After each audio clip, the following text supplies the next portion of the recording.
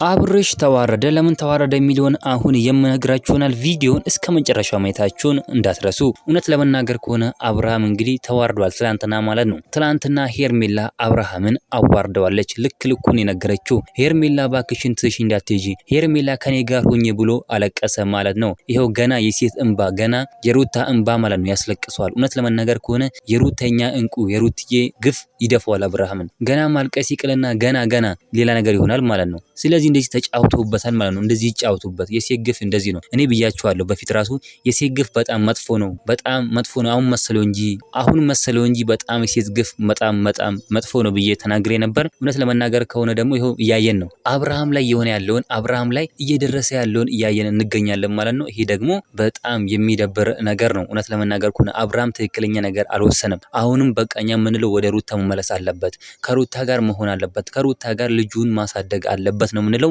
እንግዲህ በጣም ተዋርዷል ማለት ነው። ከዚህ በላይ ምን ውርደት አለ? ሶፊ ለፊት እንደዛ ተንበርክኮ እያለቀሰ ተንበርክኮ በፊት አትንኩኝ ሂዱልኝ ምናምን እያሰደባችሁ እያመናጨቃችሁ እንት የሚሉትን ዛሬ ደግሞ እነሱ ሲያመናጭቁት ማየት በጣም ደስ የሚለው እውነት ለመናገር ከሆነ ማለት ነው። አብርሃም እንግዲህ ይሄው እየከፈለ ይገኛል። በፊት ያጠፋውን ጥፋት በሙሉ አሁን እየከፈለ ይገኛል ማለት ነው። ማልቀስ ብቻ ደግሞ አብርሃምን አይበቃም። እውነት ለመናገር ከሆነ የሩትዬ ሀቅ መውጣት አለበት፣ የሩትዬ እንባ መውጣት አለበት እንላለን ማለት ነው። ሩታ ጀግናችን እያላችሁ እናንተም ኮሜንት ላይ ጻፉልኝ። ቪዲዮ ላይክ፣ ቻናሉን ሰብስክራይብ ማድረግ እንዳረሱ። በሌላ ቪዲዮ እስከምንገናኝ በያላችሁበት የዓለም ዳርቻ ሰላማችሁ ብዝት ይበልልኝ። ደህና ሁኑልኝ።